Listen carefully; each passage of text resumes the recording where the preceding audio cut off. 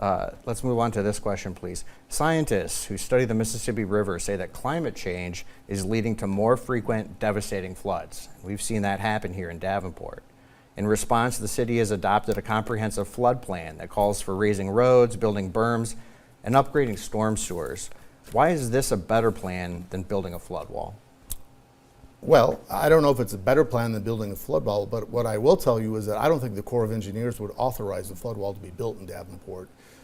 We said no in the 80s when we had the opportunity to do it, and I won't debate the merits of that decision. But I know the Corps does a formula basically of assessing the value of all the property that would be protected by the levee, the cost of the levee, and if that formula doesn't work out a certain way, the Corps says it's not worth it. We have pulled so many properties out of the floodplain now and created floodways that don't affect properties.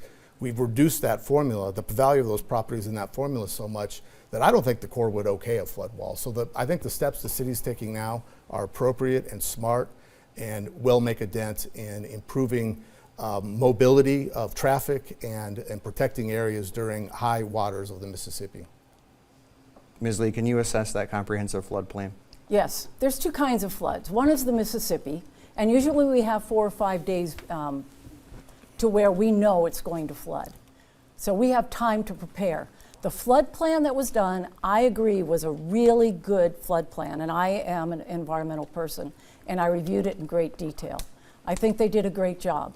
What we're missing in flooding is the flash flooding from the creeks coming in, like we had this summer, where again, we had people displaced. So a flood wall, I think the time has passed.